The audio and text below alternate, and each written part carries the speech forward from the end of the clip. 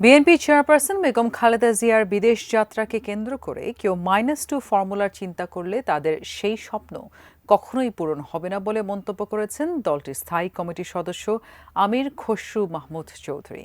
এদিকে আলাদা অনুষ্ঠানে যোগ দিয়ে বিএনপির মহাসচিব মির্জা ফখরুল ইসলাম আলমগীর বলেছেন, আওয়ামী লীগ গত 15 বছরে দেশের সব প্রতিষ্ঠানের মতো ক্রীড়াঙ্গনকেও ধ্বংস করে দিয়েছে।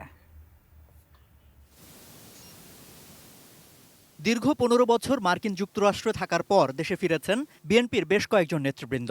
তাদের সাথে নিয়েই বিএনপির প্রতিষ্ঠাতা জিয়াউর রহমানের কবর জিয়ারতে যান দলটির স্থায়ী কমিটির সদস্য আমির খসরু মাহমুদ চৌধুরী। কোটি কোটি মানুষের ভালোবাসায় ফ্রিজ, টিভি এবং এসিতে দেশের 1 নম্বর ব্র্যান্ড ওয়ালটন। পরে গণমাধ্যম কর্মীদের সঙ্গে কথা বলেন তিনি। এক প্রশ্নের জবাবে তিনি বলেন, কেউ -2 ফর্মুলার চিন্তা করে থাকলে সেটা তাদের সমস্যা, তাদের সে স্বপ্ন কখনোই পূরণ হবে না।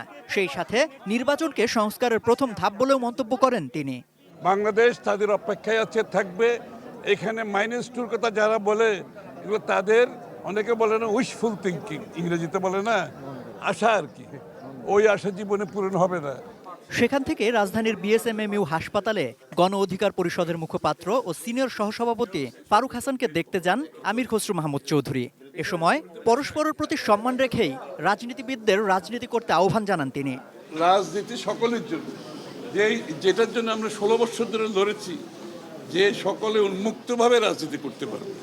রাষ্ট্রীয় পৃষ্ঠপোষকতায় যে রাজনীতি আমরা দেখেছি বিগত দিন, সেই রাজনীতি আমরা দেখতে চাচ্ছি না। এদিকে রাজধানীর মিরপুরের সিটি ক্লাব মাঠে জিয়াউর রহমান আন্তঃথানা ফুটবল টুর্নামেন্ট প্রতিযোগিতার উদ্বোধনী অনুষ্ঠানে বিএনপি মহাসচিব মির্জা ফখরুল ইসলাম আলমগীর বলেন, আওয়ামী লীগ গত 15 বছরে দেশের সব প্রতিষ্ঠানের মতো ক্রীড়াঙ্গনকেও ধ্বংস করে দিয়েছে। দলীয়করণ হয়েছে ক্রীড়াঙ্গনেও।